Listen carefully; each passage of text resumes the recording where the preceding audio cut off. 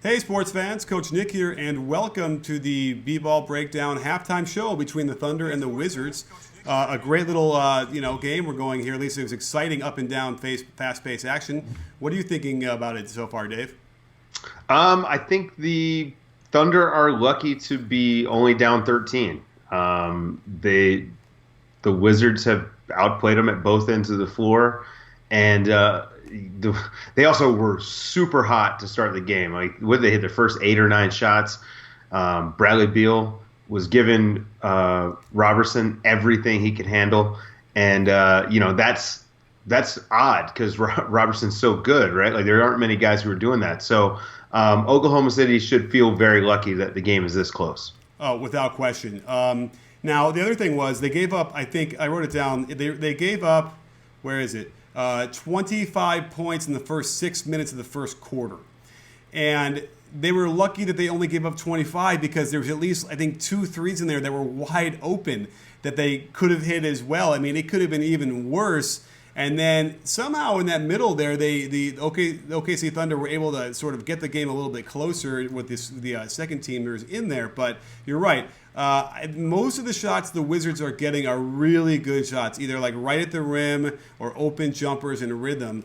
And it's strange because I don't think we normally see OKC struggle that much on defense. No, I mean, they've been a top 10 defense all season, and I don't know what's going on. I wonder if there was a little bit to start, if there was a little bit of like an emotional letdown after the highly charged contest the other night against Golden State. And I wonder, if they were just maybe a little bit tired. I mean, we talked about this on the podcast today regarding Toronto and a few other teams that have been kind of struggling. This time of year is when guys can start to hit the wall a little bit. Which is why the All-Star break being this weekend and next week kind of is perfect timing. But I'm looking at the box score right now. I mean, Russ played 19 minutes in the first half. He's 5 of 15, negative 15 plus minus. Mm-hmm. And so there's the story of your game. I'm not saying that this is Russ. I'm saying negative 15 in those Russ minutes. And then if you look. The Wizards, their strong lineup is their starting lineup. Their bench is where the huge drop-off is. The TNT showed a graphic tonight.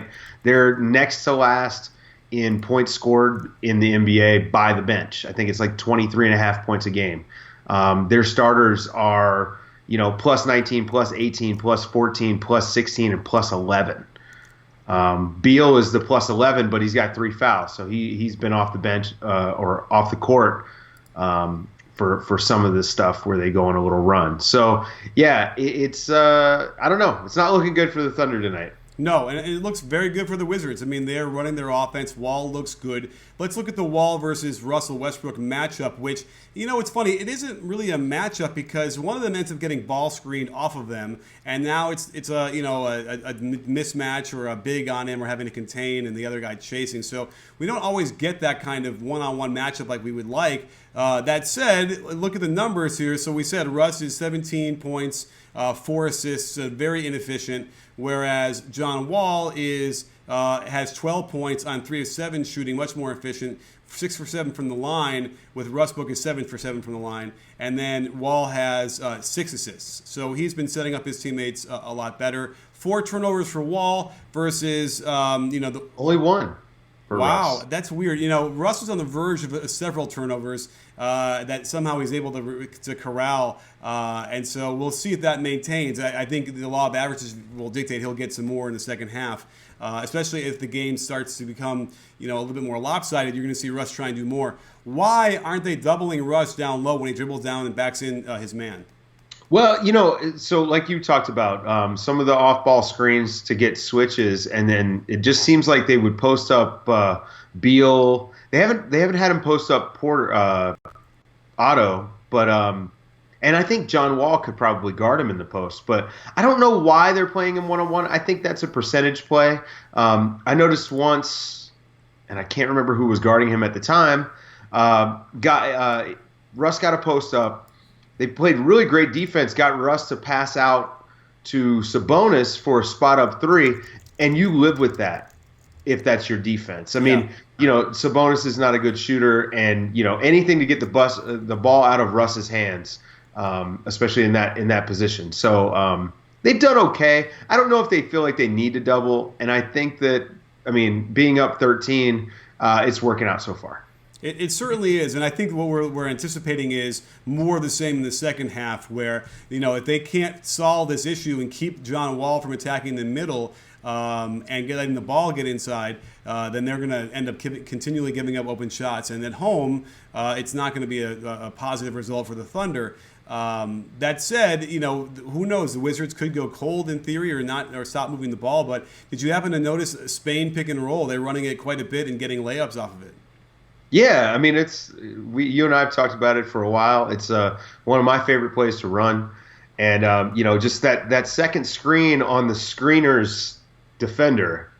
If the primary screen, if you can't get around it, you're basically done.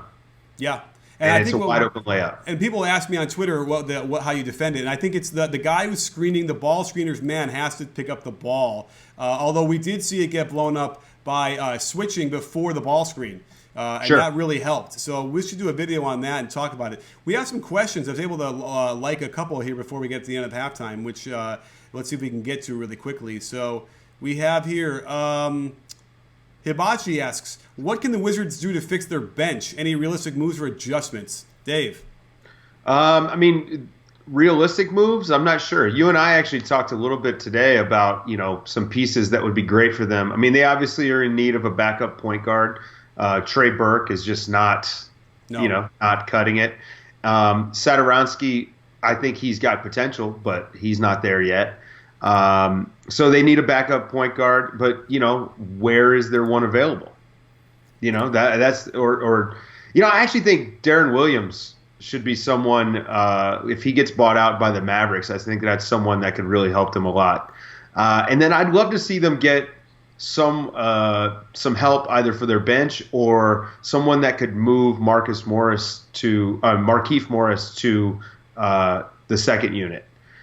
Maybe like a Serge Ibaka would be like a really great piece for them. Not that they have any chance of getting him, but let's say an Ibaka type. You're right. But by the way, they could in theory get him somehow if they wanted to package Markieff Morris and Jason Smith. They could get him, and that matches up pretty well. So that could be a thing. You never know. Yeah, and Brandon Knight is another guy that I think that they could use. As far as a backup point guard, at the very least, they're going to be able to score. Yeah.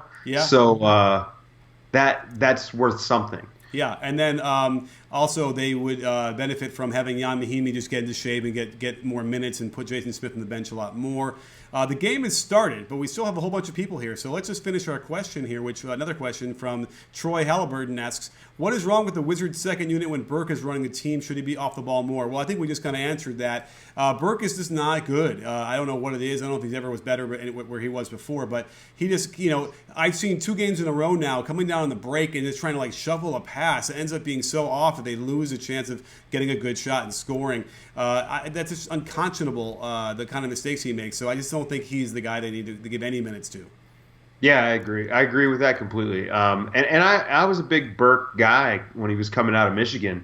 Mm-hmm. But I think that, just the NBA is so totally different. You can look like $1 million in college, and then when you get out there playing against the best of the best, you really find out what a guy has. So they definitely need someone. And a veteran would be nice. If Jarrett Jack was healthy, a guy like that would be great for them. As a backup point guard. Absolutely. Well, the game's starting, and we'll let you get back to it. But don't forget, we'll be right back here for the post-game show. We're on Twitter doing all our analysis as well. Don't forget, we had a great podcast earlier today where we touched upon a lot of these same things and in more detail. So make sure you go over to iTunes and check that out. And also check out, Dave's got a podcast as well, That Guy Basketball Podcast. So check him out as well. Dave, any other notes we got to make before we leave? No, you know what? Thing to watch in the second half. Let's see how Russ responds. He's been lights out in the second half for the last 2 months. Let's see if he can pull out another victory basically by himself. That's something to watch. Doesn't look great on the road against a good team, but we'll see. So thanks for joining us.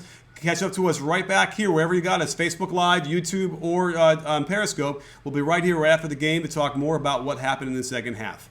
Are you in? I know I am.